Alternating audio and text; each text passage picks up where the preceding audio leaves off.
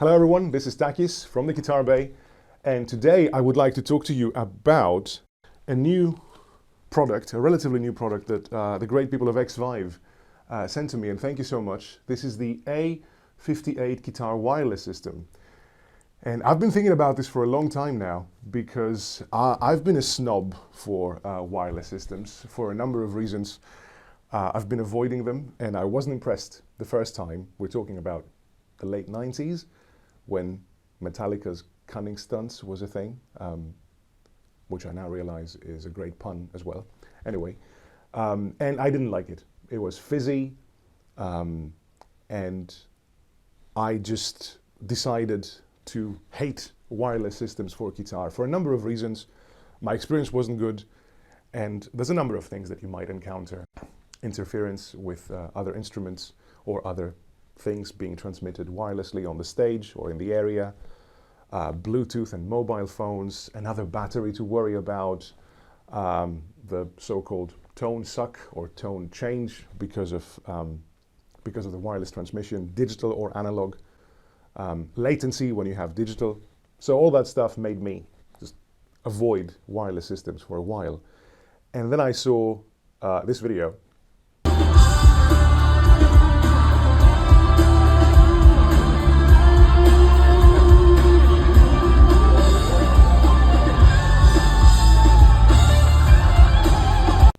And I thought, you know, if it's good enough for Andy Wood, it's probably good enough for me. So I thought I would do some research before I start making this video, and I found this channel by Christian Uhl. And Christian is an amazing content creator. He has so many videos about pro audio tips, and especially with wireless systems. He seems to have tried many wireless systems, and he has plenty of videos comparing them, talking about misconceptions, digital versus analog, what's better, what you know, budget-friendly choices versus really pro expensive systems. So I learned a lot watching that video in particular, and I also watched another video on that pedal show, the TPS show, where Dan and the guitar expert, a guitar tech, talk about wireless systems. They try out a few. They talk about latency stacking, something I knew theoretically but never really thought about, and how this could also be a problem in some applications, and fuzz pedals, and what fuzz pedals do, and how fuzz pedals behave differently. I think I read once that Matt Bellamy of Muse, who plays wireless, has a fuzz pedal built in his guitar so that there is no wireless transmission between guitar and wireless, and fuzz, sorry. It's on his guitar so that he can have the old-fashioned fuzz experience. So very, very interesting things. I'm going to open this now and I'll take you through it. So, okay, so there's a bunch of booklets, as you would expect, which we're going to read later. But this seems to be the product. I like that already. It comes in a nice little bag, so I'm guessing the receiver and transmitter are in there. That's great. So one receiver and one transmitter. And the cable, which is great. I wouldn't be as excited about this 5 or 10 years ago, but there is a trend, an increasing trend that electronics come without cables. And as I can see, this one has 2 USB-C ports and 1 traditional USB. So you can charge them both at the same time. Well played, Xvive. I really appreciate that. All you need is somehow, you know, to charge the thing. So either a computer or some kind of, you know, adapter like you do with your phones. But that is great. So I'm going to quickly read the manual and then come back to you with a little explanation of the features. Read your manuals, people. Many don't. It's a mistake. So, first of all, 4-year warranty, which is also something you don't see very often these days. Again, hats off to Xvive, and thanks again for sending me this. I'm really excited. I'm really curious. I'm genuinely curious. So you've got basically 2 units, as you would expect, a transmitter and a receiver, and you've got a very, very easy like panel in the front, you've got 6 different frequencies, which is good. That can help with interference if you have different instruments or different things being transmitted wirelessly on your stage or your studio, wherever you play. Then you can find one that has no issues. So you have 6 different frequency bands, and you turn on here the unit, and then with the channel or scan button, you just go through the different channels, which is great. You have, of course, on the top right here, you have a green LED to show you that the unit is on. And then on the transmitter, you have also this thing that says A at the top left. This is apparently for active pickups. So as the signal strength should be theoretically different when you have passive or active pickups. This is designed for guitar. This is a product especially designed for guitar, I should say this, obviously with the jacks. But it is really designed for electric or acoustic guitar. So the A, if you click on mode and you hold the button, then the A turns green, which means that you have a different signal strength for active pickups, which is cool, I think. And if you just press the button, you just flick through the 6 different frequency bands, which is great. Some systems have only one, and you're in trouble if you're on a stage where you have something else interfering with that frequency. What you can also do is on the receiver, you can hold the scan, and then this will find the best frequency for you out of the 6 available ones, which is also great. So you just hold on scan, and then it starts searching, and it stops at the best available one. So you can set your transmitter at the same one. That's great. You have a green light at the top right to indicate battery life too. Green is good, yellow is you're running out, and then red, you have 5 or 10% left, so do something. USB-C for charging, removable battery pack for you if you have the knowledge, or for a tech to take a look at. I mean, think of all the mobile phones today. You can't really remove the battery, the cheap ones at least. So another great feature. Yeah, and I want to test those. I'm really, really curious now. So what am I going to do? I'm going to see whether there's any tone difference. So I'm going to use the RevStar into the hot rod. So a very basic pedal board with a drive, a fuzz pedal to test that thing that I mentioned earlier, what also on the pedal show Dan and the tech do, to see how the fuzz pedal behaves differently with wireless transmission.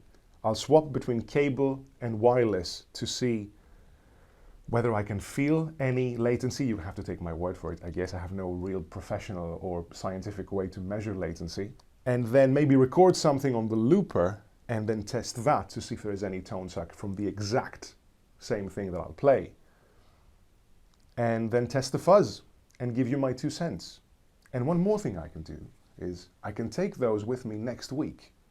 We have a gig with Danny. We're playing a function gig with acoustic guitar. And I'm not so precious about my acoustic guitar tone anyway, in the event that this does something to your tone.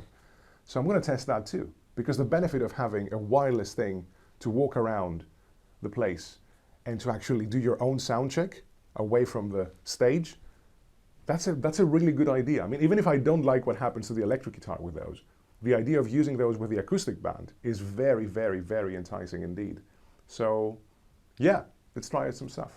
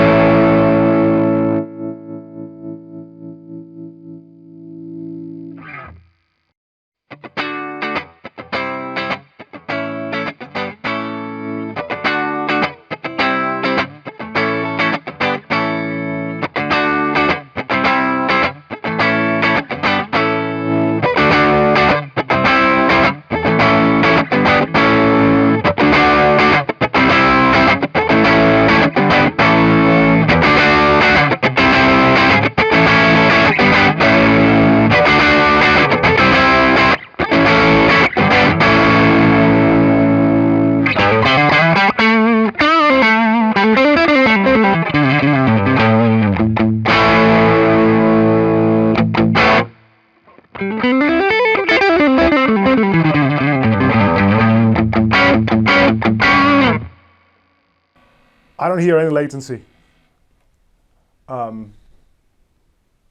This is great. I mean, I don't need it in here. Interestingly, I have a wireless lapel, and there's a Wi-Fi running there, and there were no interference problems, not audible interference problems. I just scanned. It said the best channel would be #1. I stick it to #1.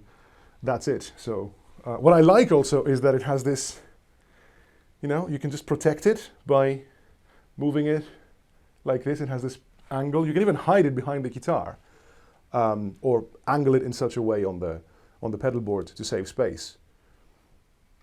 I'm liking this. This is very easy, and I'm going to be testing this long term at gigs, because that's the real test, right? I just have my first impressions now, and I'm going to listen to the audio later to see if there is any real difference. I don't feel any latency.